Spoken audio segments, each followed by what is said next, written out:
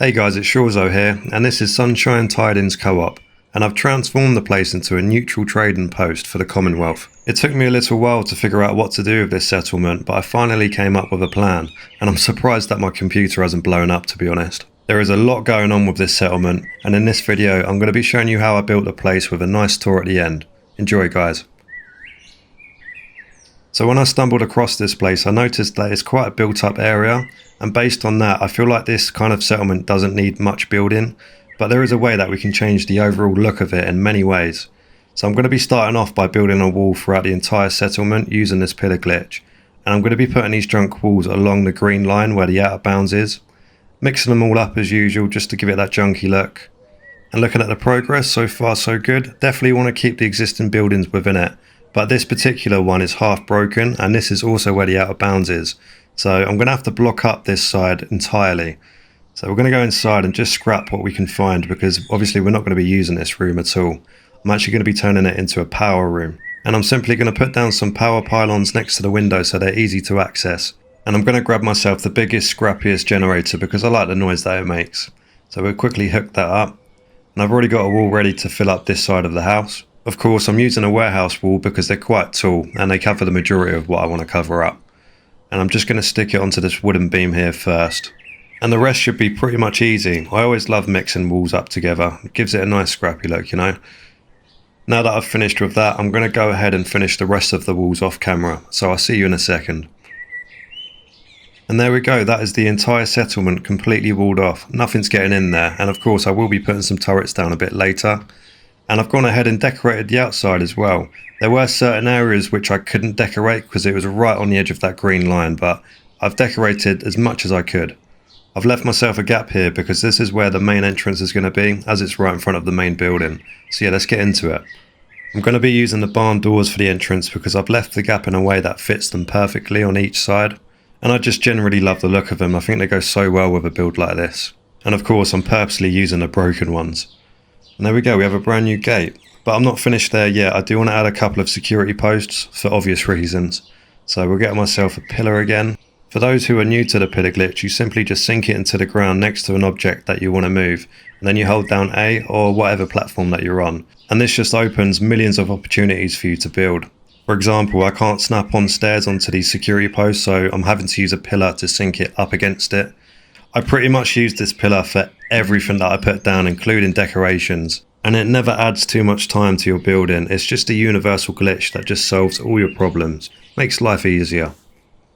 And there we go, after a few simple steps we now have a decent entrance ready for some traders to come into later. And of course with tight security as well, with a few turrets here and there. Moving on, I found a couple of old farming patches, and yeah, they're not looking too good. All the soil's dried up and everything's dead. So I'm going to find out a way to add some life to it. Starting off by putting down a greenhouse with these warehouse walls. If you want to know how to get these warehouse walls, they're in the Contraptions DLC, by the way. And we'll just finish up on these rooftops.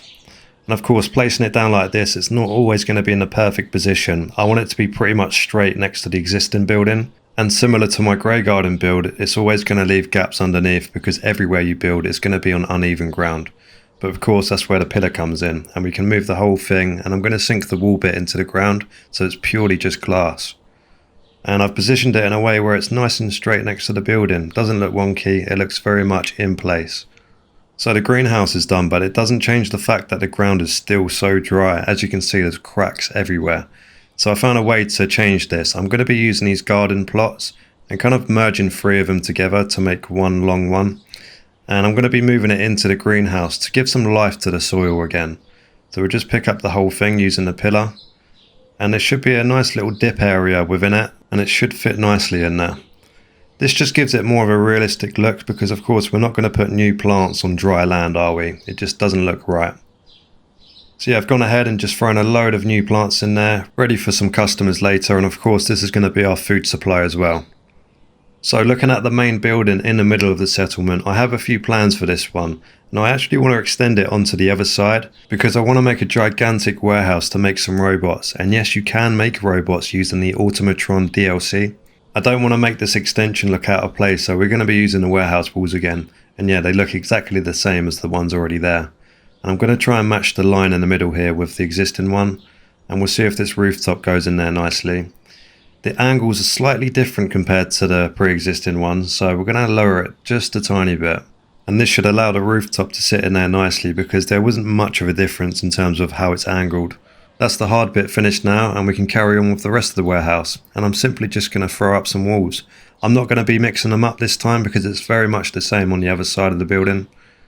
And we're going to put some frames on front for a brand new entrance. And of course finishing it off with some rooftops. It's looking good so far, but we have got a slight issue. There is a gap on the sides because of course it's going to lead out to lower ground.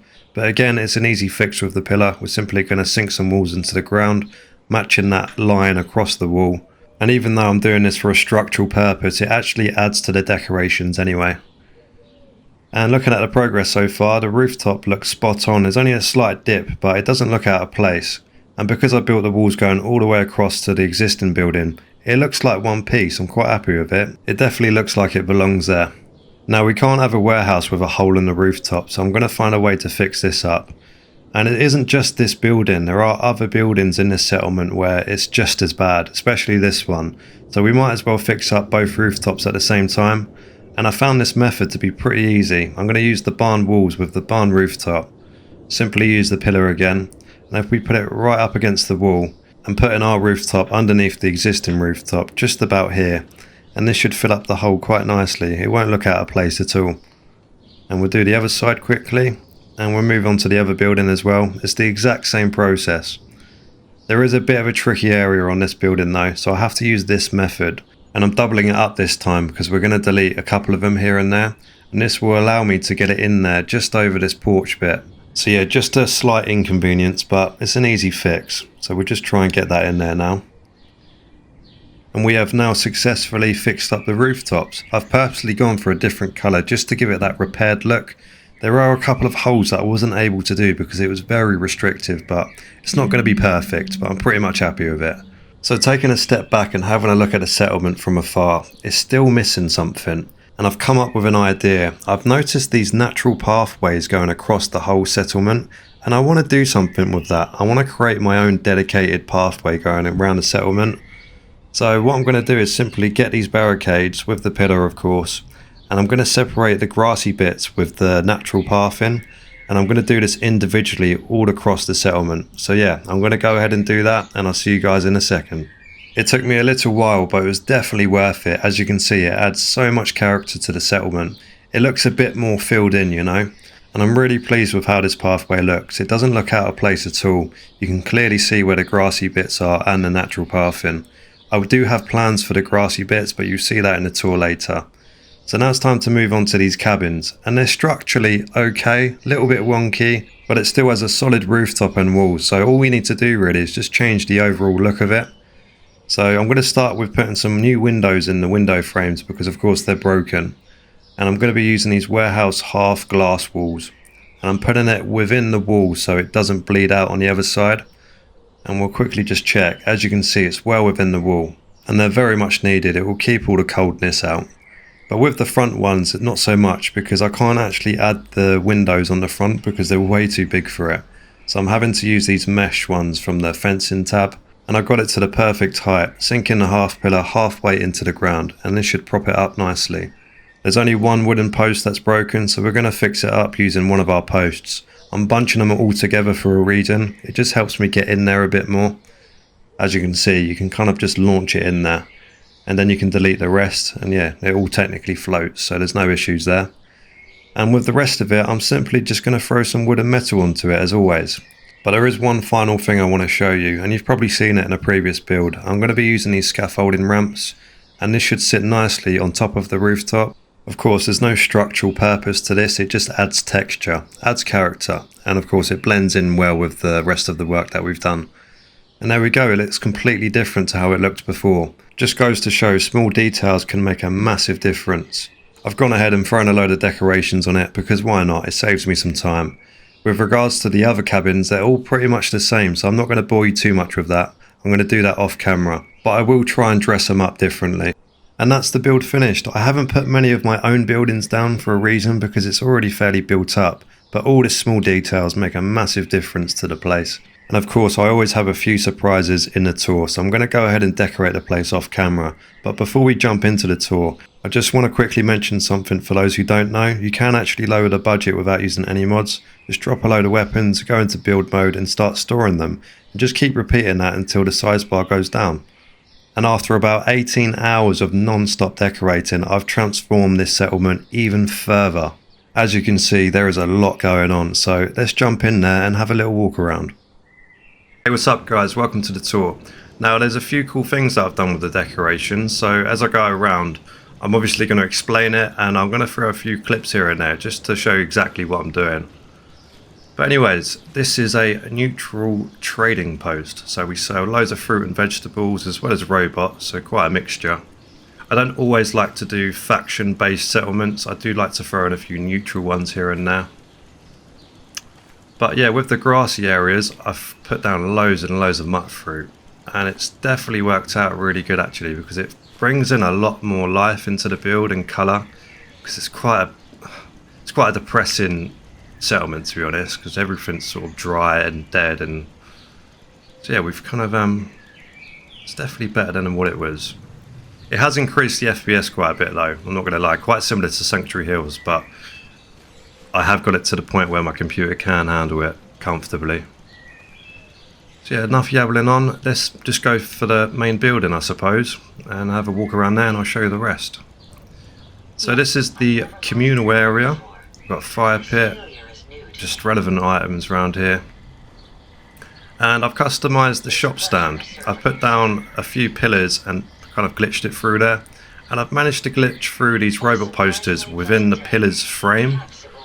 And how I've done that is I've put the posters on an existing wall that allows me to pick it up with a pillar, and then I bring it over to the pillars and I've bled it through the pillars in a way where it just kind of bleeds through within the metal frame, so it looks like it belongs, you know, and there's none of that flickering glitchy stuff. And yeah, I've done that to give it like an advertisement look, and it's worked out pretty good actually. Also put down this floor with some plants just to make it look a bit more welcoming. I've managed to put some lights onto the existing sign as well, and how I did that was using the barn foundation, because I found out you can use that foundation to sink your pillar into, because it goes green if you use that. And yeah, because I've used the foundation, of course it's higher, and I've managed to kind of glitch through the same posters but behind the sign, so I can still use that light effect. So yeah, this is the communal area, and yeah, let's just go straight in. There's a few interesting things in here actually. So believe it or not, this table here is actually a manufacturing item that I've sunk like halfway into the ground. And yeah, the top half of that item looks like a table in my opinion, and it goes really well in here. Again, brings a lot of colour because you got various colours of them. I like the blue one, I felt like it goes pretty well with this room. Chucked loads of junk onto the workshop as usual. Got a bin full of electronics. This is where we make robots. I've tried to add stuff to it as much as I could. Like these synth armor bits, they look very good for like scrap items. Like they look quite like, it's just metal scrap in it from the looks of it. Thought would go well with the robot bit. Put some lights up, managed to put a desk there as well. And just some computer bits. So round here is the greenhouse as we saw earlier, and it's enclosed within the mutt fruit garden, and it's different plants in here compared to mutt fruit. So you've got your tomatoes, you've got your corn, your carrots, just different to what the rest of the garden is basically. Yeah, filled a bin with lots of fruit and vegetables. And on this side is more for the security side of things. Robotics as well, as you can see we've got a massive bin for the robots, and that's where that broken door is on the floor. You can't scrap it unfortunately, so I had to try and incorporate it with my kind of like narrative. So I've just put loads of these pillars up and just made a gigantic bin for a load of parts. And this half on this side is for the security, because I've managed to put a watchtower within the garden, and it goes so well with it in my opinion. It's not really complicated, just some scaffolding stuff, goes really well. I've managed to put some boxes within these raider cages because it goes pretty well. And of course I've used that using the pillar. You just got to double up a couple of things here and there to get it like in there. It works well. Round here is the security bit for the watchtower, so anyone on the watchtower taking turns, they'll come down here and sleep. Made a little shelter. I've used the wooden prefabs for this one because they've got like pillars that you can't build individually. You've got a little cooking area, bed, desk. Yeah, a bit annoying with these bushes. You can't scrap them, so I've added some greenery to it because why not? Another little area for the security. We've got a power armor workshop, and I've put a candle on there. You can't actually put candles on there, but if you use the pillar and just bunch up a few, you can get it kind of sliding on there, and then you just delete the rest. So yeah, up here's a nice gap going up to the watchtower. Underneath, just put some storage for guns and ammo. And the middle floor is just some bins for some big guns. Little chair here to look on this side. And all the way up, if this guy will move. And this is basically where the security watch over the entire settlement. And it's pretty cool, doesn't it? As I said, it brings so much colour to the place. Got a cool little sign up here. Who's getting the most kills so far? I've also put some lights across the big water towers. That looks really cool at night. Of course, I'll show you some night shots later, but I don't know. I thought I might as well. It does add to it. I really like the look of it. Right, we'll start looking around the other places now. This is like the main area.